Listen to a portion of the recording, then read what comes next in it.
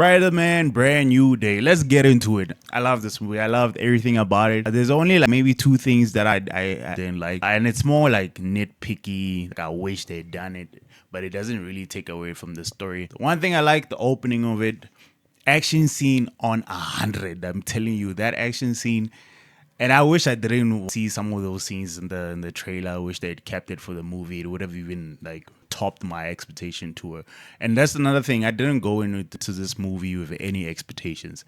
I was there just to watch whatever they would throw at me. I'll judge it for what it is, not what I want. Because I've seen a lot of people are disappointed because they go into the movie with that mentality. Oh, it needs to be this. Spider-Man needs to do. No, bro. Just go watch the movie as is and judge it from that standpoint. Action scene, I loved it. I loved the suit. Suit was really good. The way they showed how he even made the suit, loved it. I even loved the ear thing that was poking out on his side because I'm like, if anyone were to make a mask, it's likely that the ears will be poking out. It's no longer like this 3D printed.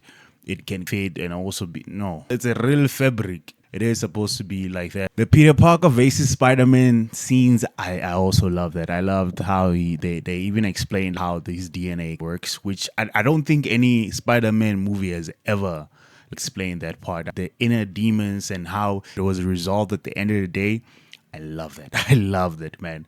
Loved it so much. The humor, the only part where I didn't really like it was the Elena scene, which I thought that took way too long. But it's not enough to like, make me like, oh, nah, they're ruining the movie. No, but I like the humor. I like the, especially when it came to Frank Castle's The Punisher. Loved it so much. Their banter was amazing. One thing I liked about the supporting characters is that they didn't take up too much screen time.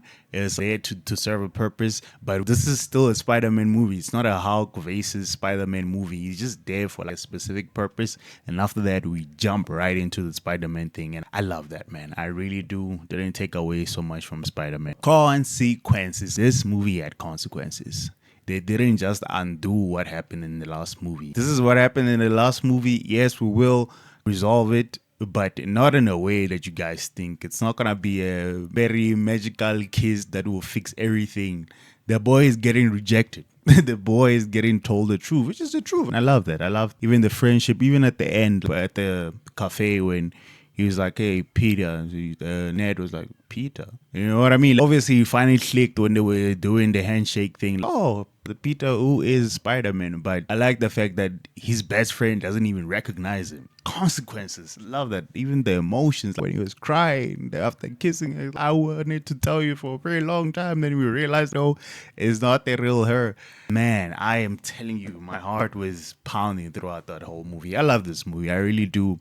The things that I would say that I don't really like are just, again, nitpicky stuff. Nothing that really, where's Spider-Man? Where's the Daily Bugle guy? I think it would have added some, just even if one or two scenes showing him that he's still in that universe, that he still is hating on Spider-Man. Even if showing Spider-Man working for him would have been nice, but I don't think that would have worked because the idea was that Spider-Man is isolating himself so much, which also gets to another thing where I'm like, where's the boy getting this money from, bro?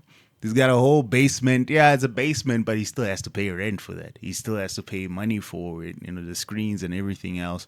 And I do think that they left it for us to interpret that. I think he's getting money through selling parts, fixing people's stuff, because you could see he was working on gadgets and whatnot. Maybe he fixes people's TVs and make money off that. I wish they'd shown even just one scene where maybe he's at somebody's house is fixing a TV and they give him money. It's like, oh, okay, this is how he pays for his rent. But again, doesn't take away from the story, man. I really did enjoy this movie. And when it comes to conversation of who's the strongest Spider-Man right now, man, I think Tom's Spider-Man is strong, man. Did you see what he was doing to tanks? Come on, bro. We really can't debate that anymore, man. I didn't go into this movie with any expectations. I'm not judging it, comparing it with the other Spider-Mans that came before this one. No, I'm watching it for what it is, not for what I want it to be. And I honestly enjoyed it for what it is. If they continue, I would love the director that is directing this new Spider-Man to continue with the story. Come the 5th and 6th, obviously I think that's when he's gonna pass on the baton to Miles and all that. But loved it, man. I loved this movie. There's not much to say. He's Tom Holland. Spider-Man is the GOAT now. We can argue it as much as we want to, but facts.